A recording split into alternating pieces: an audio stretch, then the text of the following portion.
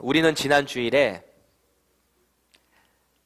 나는 누구인가? 라는 제목을 가지고 우리 로마서의 첫 강의 말씀을 들었습니다. 나는 누구인가? 사도 바울이 자신이 한 번도 가보지 않은 그 로마 지역에 자기의 사도성과 자기는 그 사도를 부름받을 때에 누가 부르셨는가? 그것을 소개했어요. 그리고 자신을 불러주신 그 그리스도께서 복음의 사명을 허락하셨는데 그 복음의 사명은 하나님께서 기뻐하시는 일이다 라고 말했습니다. 그리고 하나님께서 보내주신 그 복음 자체이신 예수 그리스도는 어느 순간이 돼서 갑자기 짠 하고 나타난 게 아니라 이미 구약의 선지자들을 통해서 많은 예언을 통해서 이미 약속되신 대로 이 땅에 오셨다라는 것을 선언했습니다. 특별히 사도 바울이 자기 자신을 소개할 때 나는 예수 그리스도의 종이고 그의 부르심을 받은 사도이며 하나님의 복음을 위해 나는 특별히 set apart 돼서 그 복음의 사역을 위해 살아가는 주의 종이다. 이 정체성만큼 확실한 그리스도인의 정체성이 어디 있겠어요? 저와 여러분들이 이런 정체성을 갖기를 축원합니다. 바울의 삶을 송두리째 바꿔놓았던 그 복음, 예수님은 그 복음의 실체이시고 그 복음 자체가 되신다라는 거예요. 그래서 오늘 본문은 그 복음 되시는 예수 그리스도는 그러면 누구신가? 그 소개를 필두로 오늘 본문이 시작되고 있습니다. 우리가 누군가에게 자신의 정체성을 소개하게 되면은 보통 뭘 소개하세요? 어떤 포인트를 잡아서 이야기하시나요? 예를 들어서 이런 거죠. 제가 우리 정유선 집사님을 누군가에게 소개하게 된다라고 할 때는 제가 뭐 단점만 집어서 소개하겠어요? 소개하게 될 때는 가장 장점, 가장 특화되어 있는 그런 부분을 쏙 잡아가지고 누군가에게 인식이 될 수 있도록, 좋은 이미지가 될 수 있도록 소개하잖아요. 보통 그렇잖아요. 여러분들도 아시다시피 저는 세상의 락커로 음악을 하다가 드러머로 하다가 2005년도 12월에 예수님을 인격적으로 만나고 변화받았고 특별히 그때 주의 종으로 콜링을 받았어요. 그렇기 때문에 저의 목회자로서의 정체성을 누군가에게 이야기할 때는 제가 그때 회심한 사건을 뺄래야 뺄 수가 없는 거예요. 제가 굳이 뭐 자랑하려고 하는 얘기가 아니라 제 정체성이 그때 주님께서 저를 주의 종으로 부르셨고 제 인생을 송두리째 바꿔주셨기 때문에 저는 그때 말을 할 수밖에 없는 거예요. 그런데 이게 나중에 보니까 별로 좋은 이미지가 아닌 것 같더라고요. 왜냐하면 다른 분이 저를 소개할 때 꼭 이래요. 보면은 뭐 아이돌 출신 목사님 막 이렇게 소개를 하거나 혹은 이래요. 뭐 달라스에서 또 라디오에서 한 달 아나운서 뉴스 한번 했습니다. 그러니까 이러는 거예요. 아나운서 출신 목사님. 그렇게 소개가 되더라고요. 제가 목회자로 어떻게 살고 있는가? 이분은 어떤 목회자의 주의 종의 삶을 살고 있는가가 소개되는 게 아니라 세상 출신에 대한 말이 먼저 나오다 보니까 아무래도 그 이미지가 더 강하게 남는 것 같아요.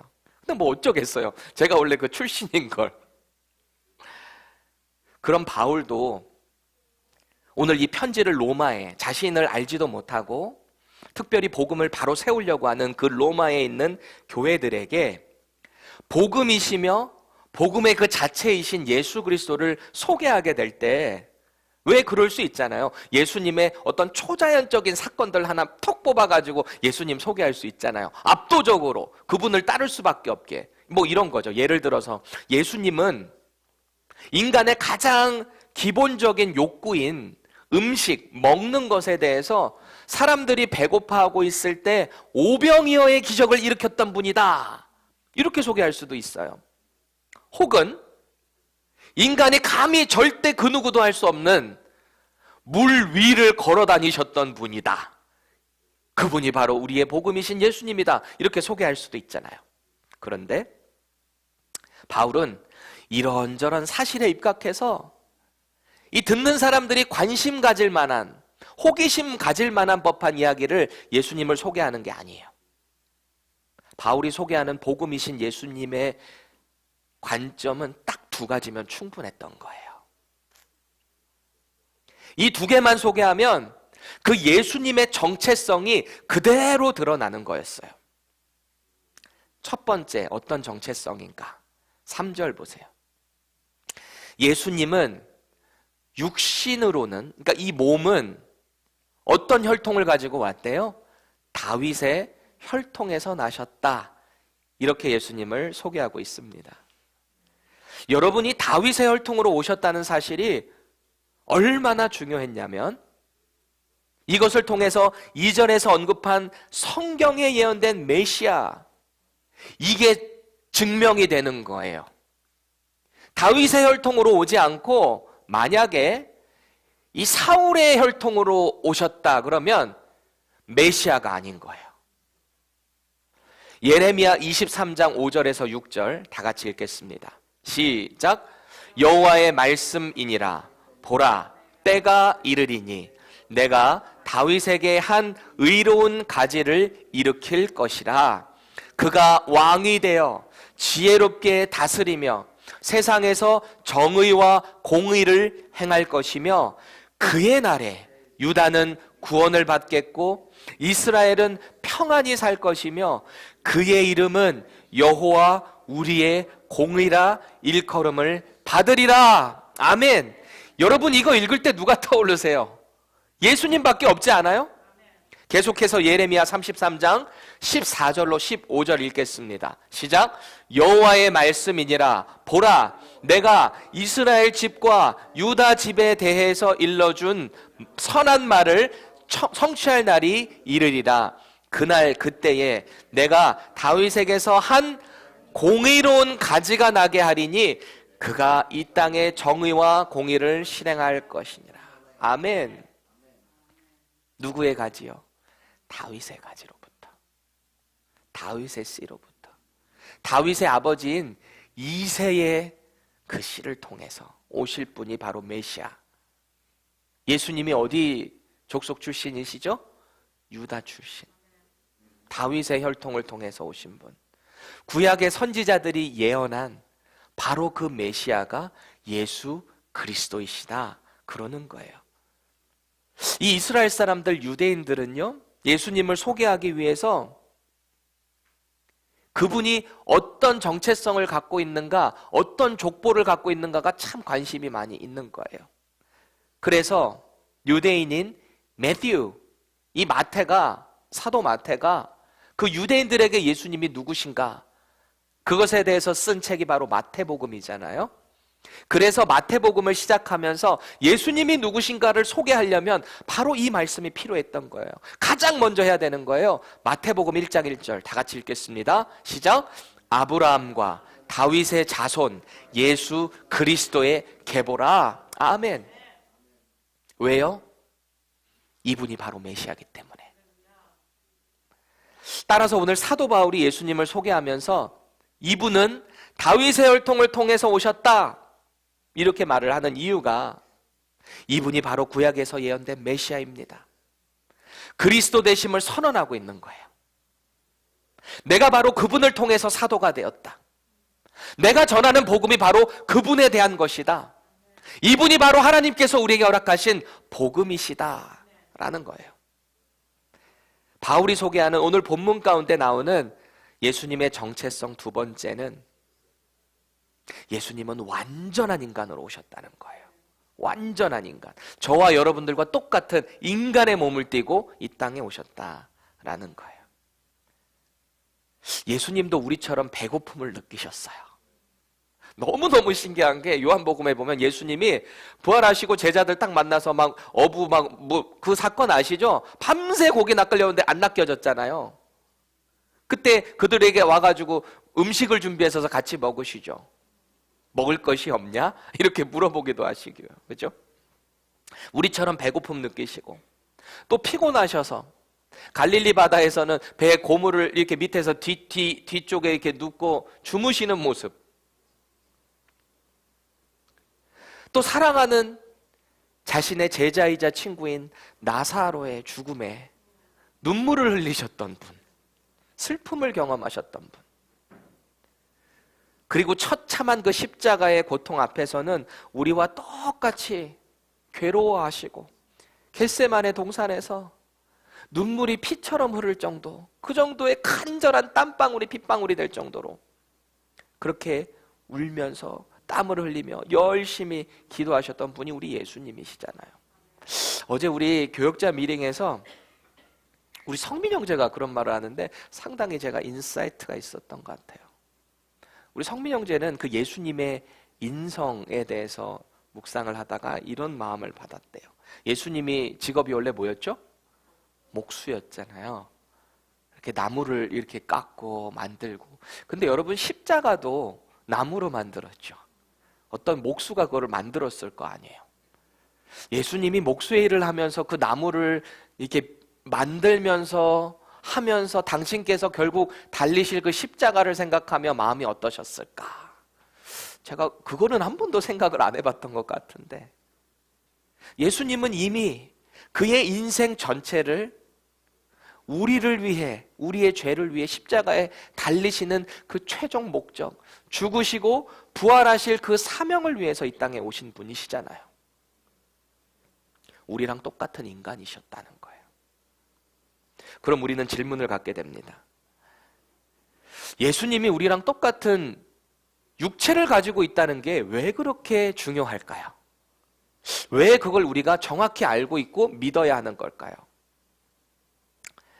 예수님께서 육신을 가진 인간이 아니라 만약에 신으로 단지 우리에게 보여지기만 했을 뿐 신으로만 계셨다면 그분은 우리를 위해서 십자가에 달리실 자격이 없으세요. 만약에 신으로 이 땅에 오셨다면. 로마서 8장 3절 다 같이 읽겠습니다. 시작. 율법이 육신으로 말미암아 연약하여 할 수 없는 그것을 하나님은 하시나니 곧 죄로 말미암아 자기 아들을 죄 있는 육신의 모양으로 보내어 육신의 죄를 정하사. 그래요. 육신을 가지고 있는 그 자체의 죄가 있었기 때문에 주님은 우리와 똑같은 육신을 가지고 올 수밖에 없으셨던 거예요. 인류의 죄를 대신 지실 구원자가 돼야만 하는 그 조건은 반드시 우리와 똑같은 육신을 가져야 했다라는 것입니다. 그런데 교회의 역사 가운데 이걸 부인하는 이단들이 꼭 있어요. 지금도 있어요. 그래서 초대교회 시대 때 사도 요한은 이렇게 경계합니다. 요한 2서 1장 7절 읽겠습니다. 시작. 미혹하는 자가 세상에 많이 나왔나니 이는 예수 그리스도께서 육체로 오심을 부인하는 자라. 이런 자가 미혹하는 자요 적 그리스도니. 하나님의 그 일을 대적하는 자, 예수 그리스도의 그 완전한 인성을 거부하는 자가 바로 헤레시, 이단이라는 거예요. 그래서 오늘 바울은 이것을 강조를 하며 예수님을 소개함에 있어서 이러는 거죠. 이 아들로 말하면 육신으로는 다윗의 혈통에서 나셨고 똑같은 우리의 인간의 몸을 가지고 다윗의 혈통으로 오셨다라는 것을 강조하고 있는 것입니다. 그리고 본문 4절 보세요. 성결의 영으로는 죽은 자들 가운데서 부활하사 능력으로 하나님의 아들로 선포되셨으니 곧 우리 주 예수 그리스도시니라.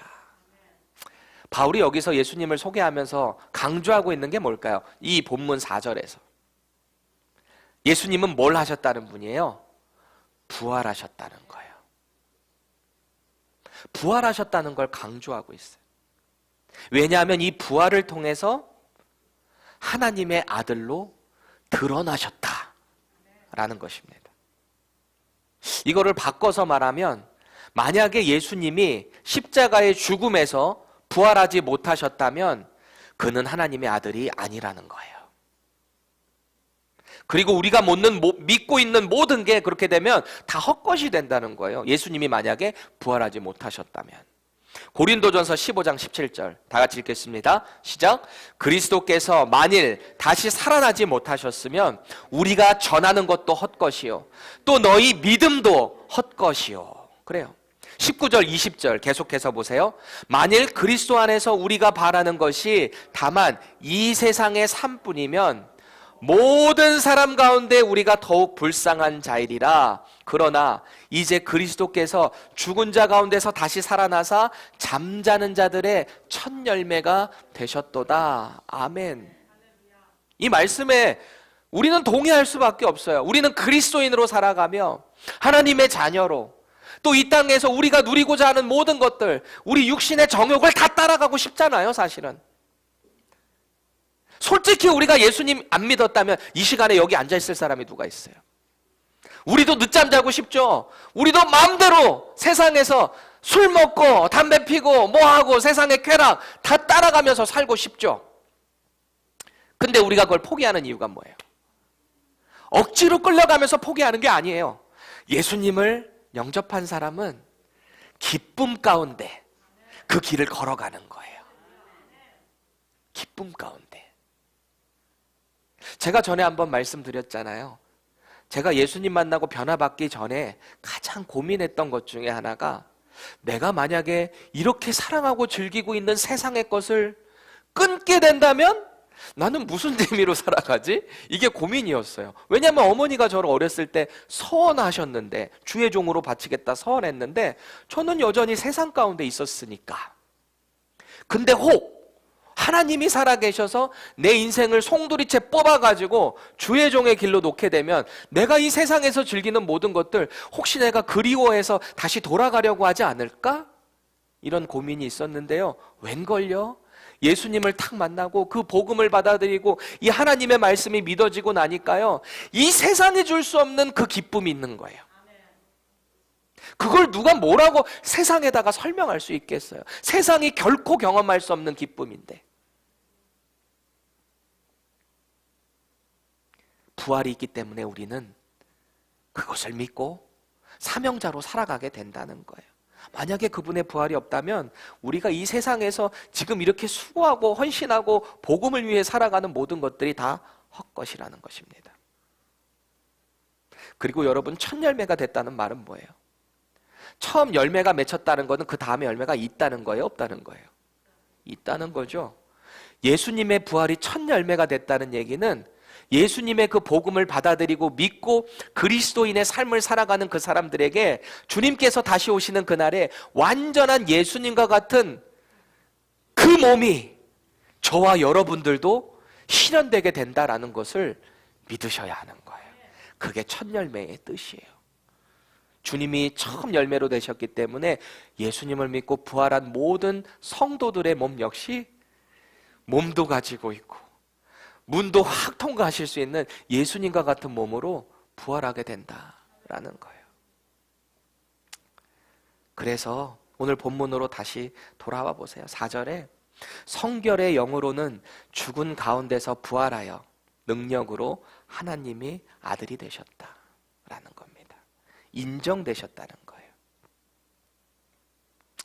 이게 무슨 말이냐면 부활하기 전에는 하나님의 아들이 아니었다라는 게 아니라 이 문맥의 뜻은요, 예수님의 그 인성이 사람들의 눈에 인성을 바라보면서 신성이 감추어져 있었다라는 거예요. 예수님의 신성이. 근데 결코 이 세상 누구도 할 수 없었던, 경험할 수 없었던 예수님께서 그 죽으심에서 부활하신 그 사건이 이 사건을 통해 인성 가운데 감추어져 있었던 예수님의 신성이 드러났다라는 것입니다. 하나님의 아들로 선포되셨다라는 거예요. 그럴 수밖에 없었죠. 육신으로 예수님이 이 땅에 살아가실 때 가만히 생각해 보세요. 그가 누군지 모르죠. 예수님께서 내가 하나님의 아들이다 라고 하니까 그때 당시 이 나사렛에 있는 갈릴리 지역에 있는 사람들이 뭐라고 그래요? 갈릴리 나사렛 그 지역에 있는 사람들이 뭐라 그래요? 아유, 내가 아버지가 누군지 알고 이 사람 직업이 뭔 줄 알고 어렸을 때부터 내가 쭉 봐왔는데 당신이 메시아라고? 그 동네 사람들이 받아들이질 않잖아요. 그것도 이해가 될 만하죠. 예수님이 아무리 많은 기적을 행해도 그 출신 성분이 원래 뭔지를 알게 되니까 자꾸 이렇게 선입관을 가지고 보게 되는 거죠. 그런데 예수님께서 계속 당신의 메시아의 표적을 드러내시려고 기적을 일으키셨잖아요. 오병이어 사건, 칠병이어 사건, 죽은 자도 살리시고 물 위도 걸으시고 이 광풍 바다의 그 파도도 잔잔케 하시고 얼마나 많은 기적들을 일으키셨어요. 그걸 보면서 아마 그 순간만큼은 받아들인 사람들이 꽤 있었겠죠. 아, 이분이 진짜 하나님의 아들이구나. 저가 누구이기에 이 풍랑마저도 잠잠케 하는가? 그 말이 이는 사람이 아니구나. 진짜 하나님의 아들인가 보다. 그걸 사람들이 깨달아 알게 되기는 했었어요. 그런데 대부분의 사람들, 특별히 예수님의 제자들마저도 예수님의 그 십자가의 죽음 앞에 그 믿음을 다 포기했거든요. 다 뿔뿔이 흩어질 수밖에 없었어요. 그래서 예수님의 하나님의 아들 되심에 대한 결정적인 사건이 바로 부활이었다는 거예요. 그걸 통해 예수님이 바로 구약에서 예언된 메시아, 하나님의 아들 되심이 확증되고 선포되었다라는 것입니다. 예수님은 세상에 오시기 전이나 오신 후에나 아기였을 때나 메시아로 공적인 사역을 시작하셨을 때나 부활 전이나 혹은 부활 후나 언제나 하나님의 아들이셨어요.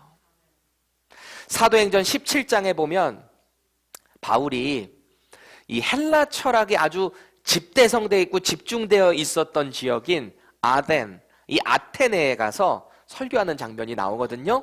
복음을 전하는 장면이에요. 그 내용 중에 31절에 보면은 이렇습니다.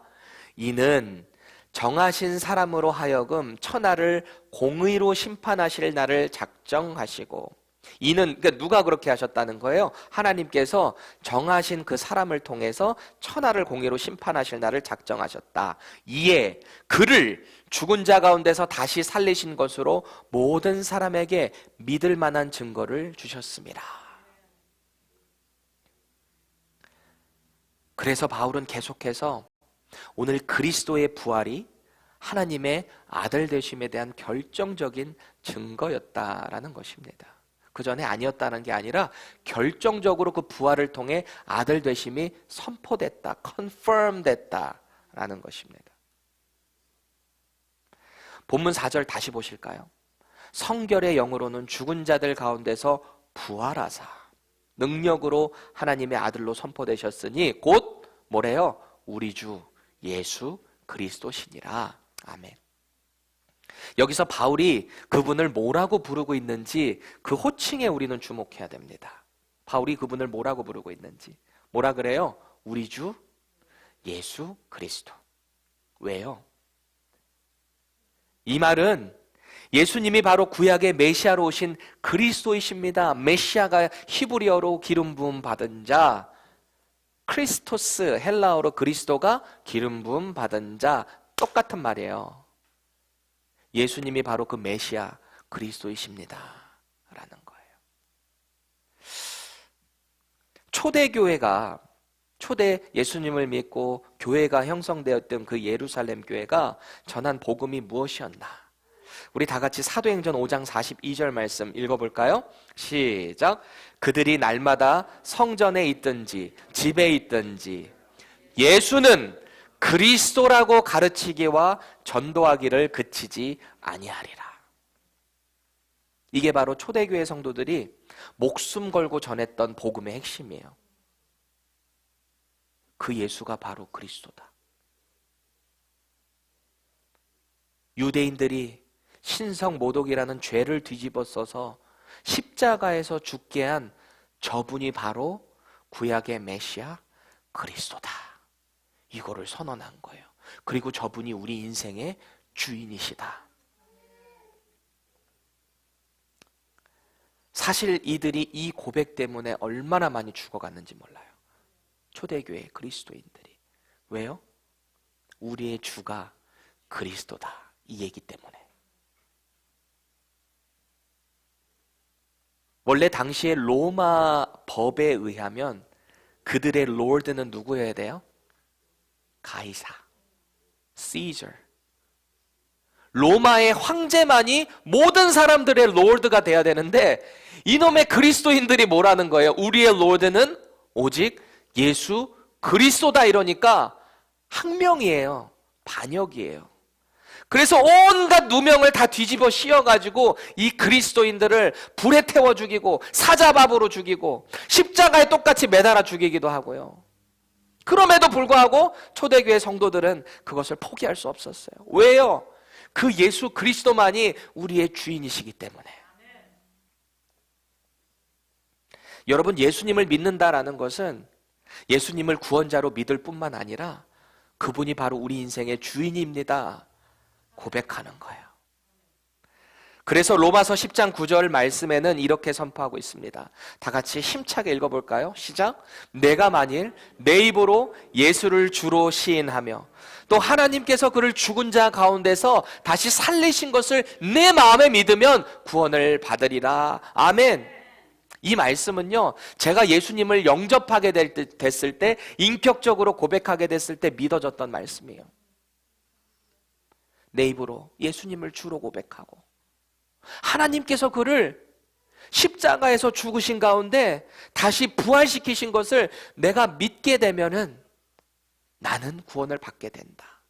이게 믿어진 거예요. 그동안 그저 부모님의 하나님, 부모님이 열심히 목회하시는 가운데 따르는 하나님이었는데 제게 이 말씀이 믿어지고 나니까 이분이 저의 개인적인 주님이 되시는 거예요.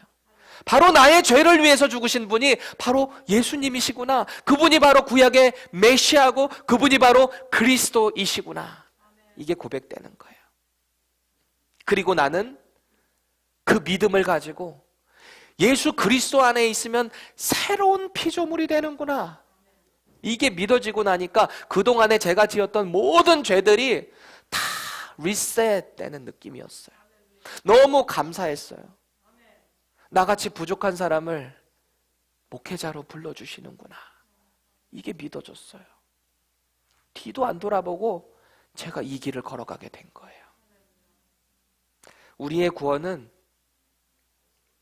바로 예수 그리스도의 십자가의 죽으심과 부활하심을 믿는 그 믿음 가운데 허락되는 거예요. 그거면 되는 거예요. 예수님 한 분만으로 우리는 하나님의 자녀가 되는 거예요. 예수님께서 우리의 구원자 되시고 우리의 주인이 되시면 가장 먼저 달라지는 게 뭐냐면 우리의 신분이 바뀌어요. 우리의 신분. 미국 시민권보다 고위 공직자의 그 신분보다 더 비교할 수도 없을 만한 하나님의 자녀가 되는, 온 세상을 창조하신 그분의 자녀가 되는 신분을 받아요. 그리고 우리를 향해서 오늘 본문 7절에 뭐라고 이야기하고 있는가? 하나님의 사랑을 받는 거룩한 무리, 즉 성도의 신분을 갖게 되는 거예요.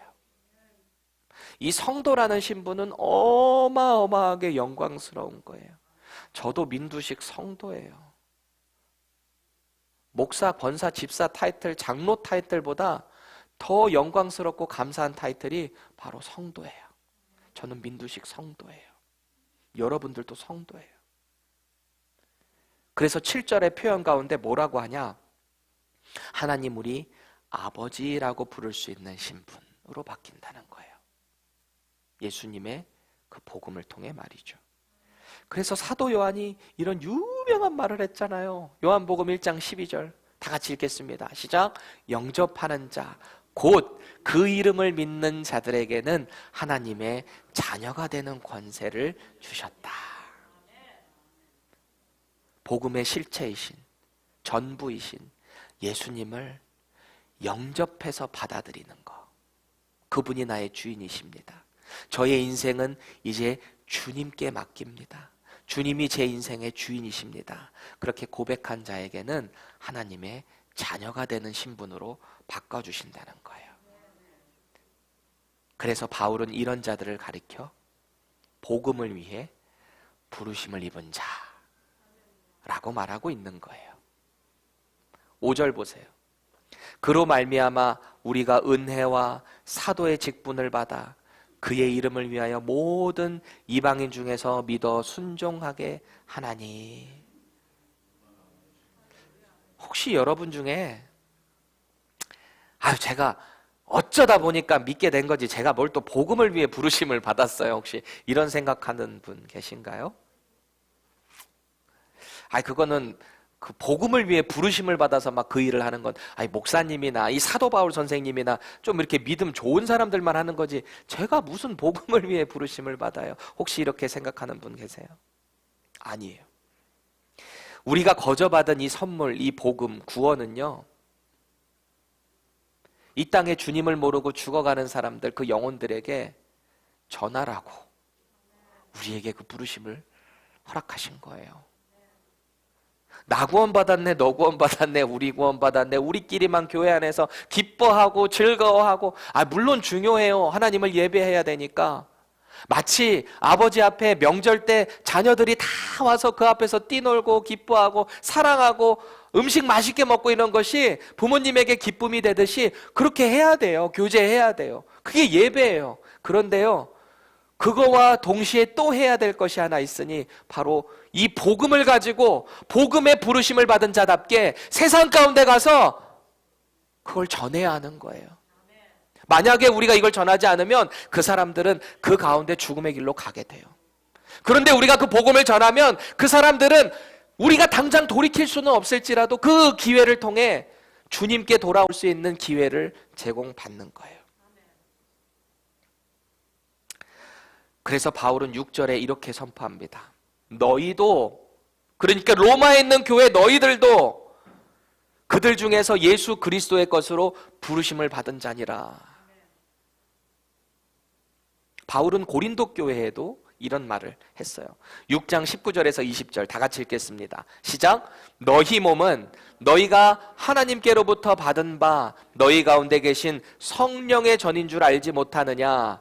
너희는 너희 자신의 것이 아니라 값으로 산 것이 되었으니 그런즉 너희 몸으로 하나님께 영광을 돌리라. 아멘. 고린도 교회가 얼마나 영적으로 음란하고 타락했던지 자기의 몸을 자기 멋대로 막 굴리는 거예요. 음란한 신전에 가서 여사제들과 음탕한 짓, 간음을 일삼고요.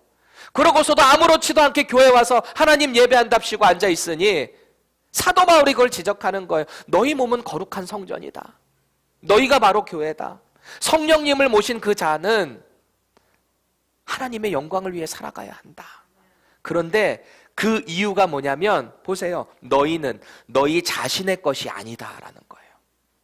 값으로 산 것이 되었다. 이 값이 뭘까요? 값으로 샀던 그 행위가 뭘까요?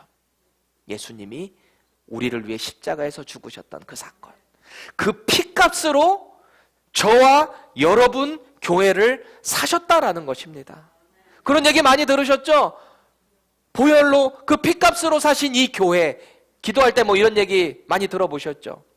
저와 여러분들은 그리스도의 그 피값으로 사신 교회가 되었다라는 것을 믿으시기 바랍니다.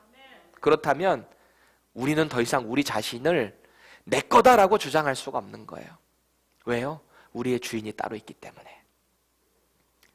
우리의 주인께서 원하시는 삶을 살아가야 하는 것입니다. 부르심을 입었다라는 말은 부르신 분께서 우리를 소유하셨다라는 말도 돼요. 그래서 저와 여러분들은 복음 그 자체가 되시는 예수 그리스도의 것이 되는 것입니다. 주인이신 예수님 없이는 도저히 설명될 수 없는 존재가 바로 저와 여러분들이 된 거예요. 그렇다면 이제 종된 우리가 주인의 마음을 시원케 하기 위해서 해야 할 일은 뭔가요? 복음으로 보여주신 그리스도의 삶이 우리 가운데 모방되어야 되지 않을까요? 그게 예수님의 제자잖아요.